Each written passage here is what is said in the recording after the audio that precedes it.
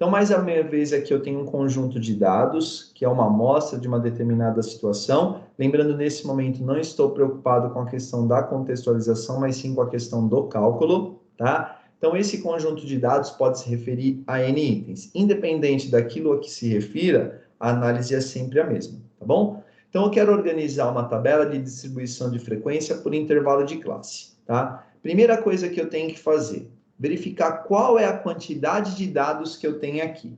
Então, no nosso caso, tá? O meu N, que refere-se à quantidade de dados, vamos anotar aqui, então. Então, o meu N é igual. Eu tenho aqui, ó, 1, 2, 3, 4 linhas, então ele é 4 vezes. E eu tenho 1, 2, 3, 4, 5, 6, 7, 8, 9, 10 colunas. Então, é 4 vezes 10, o resultado é igual a 40. Então, esse daqui é o N. É o número de elementos que eu tenho na minha amostra.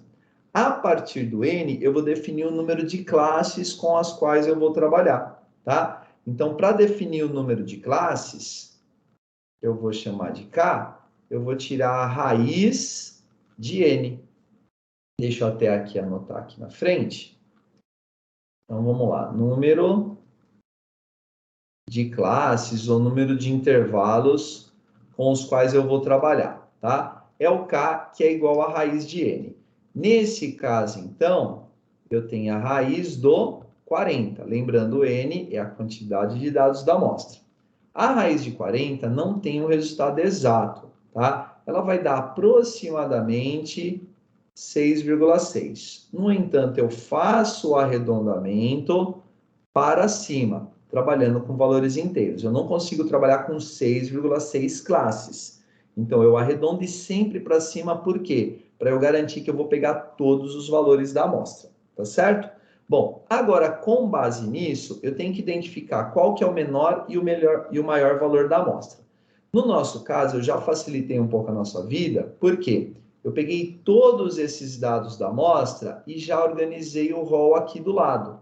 Lembrando, o que é o rol? É a reescrita dos valores em ordem crescente ou decrescente. No caso aqui, coloquei em ordem crescente. Então, dos 150, que é o menor valor, deixa eu marcar ele aqui na nossa listagem.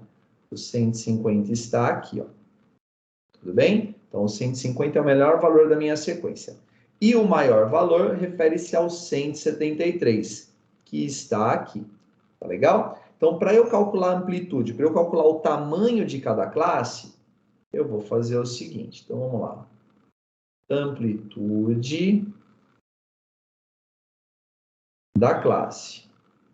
Isso é igual ao 173 menos o 150 dividido por 7, tá? O 173 é o maior valor, o 150 é o menor valor e o 7 é o número de classes, que é o K. Então, vamos anotar isso daí, ó.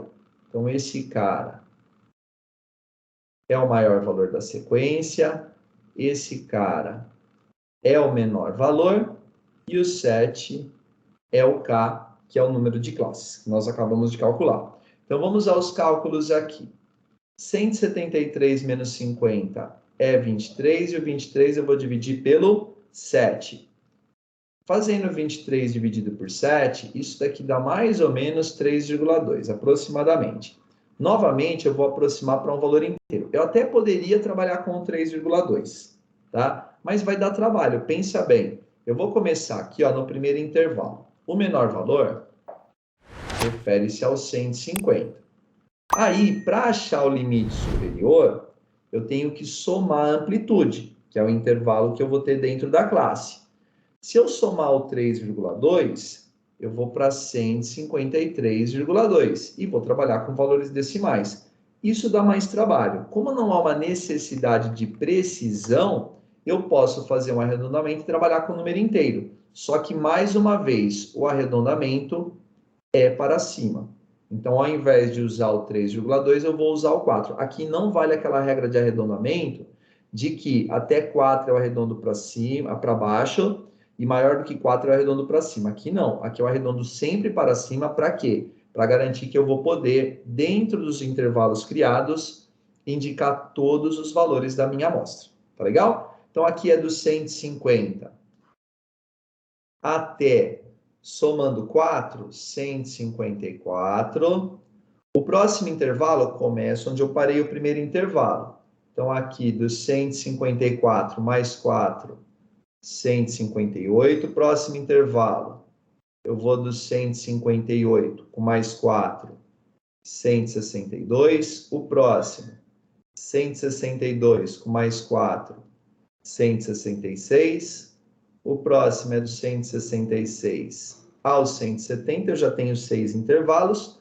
O meu último intervalo vai do 170 até o 174. Percebam que eu vou poder indicar o menor valor, que é o 150, aqui no primeiro intervalo, e o maior valor, que é o 173, eu posso indicar ele no último intervalo, que vai até 174. Então, a minha análise está absolutamente correta. Mais uma coisa, eu vou fazer o intervalo assim, ó. Esse primeiro, eu vou fazer essa marca. O que significa essa barrinha aqui vertical? Significa que o elemento faz parte do intervalo. Então, no primeiro intervalo, eu começo do 150, o 150 faz parte do intervalo, e eu vou até o 154, que também faz parte do intervalo.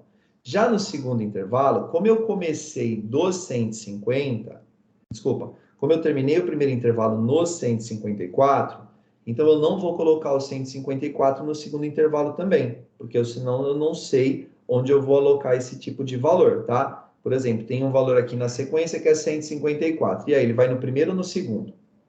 Então, como eu já incluí ele no primeiro, eu vou excluir ele do segundo. Então, aqui o segundo intervalo vai do 154, na verdade, do que é maior do que 154, até o 158. Então, o 158 faz parte do segundo intervalo, o 154 não faz parte. Tudo bem? E assim eu vou limitar todos os intervalos superiormente.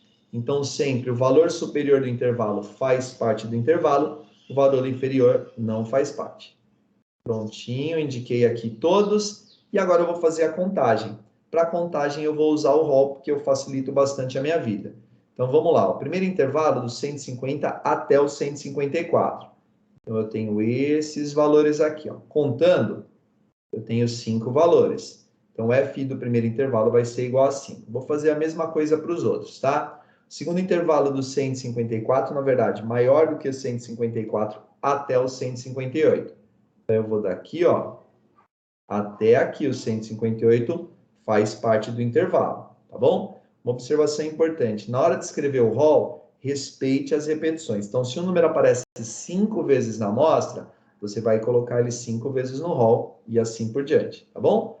Aqui, então, 1, 2, 3, 4, 5, 6, 7, 8, 9, 10 valores no segundo intervalo. Para o terceiro, do 158, ou melhor, acima de 158 até 162. Então, eu vou pegar aqui, ó, comecei aqui, e esse intervalo não acaba aqui, ó, ele vai aqui, ó, até o 162. Tudo bem? Então, nesse intervalo eu tenho 1, 2, 3, 4, 5, 6, 7, 8, 9, 10, 11 valores.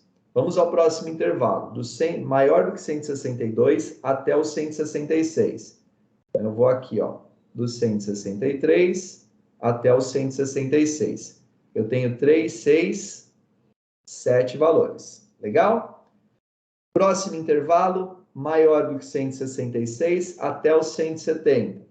Então, eu vou do 167 até o 170.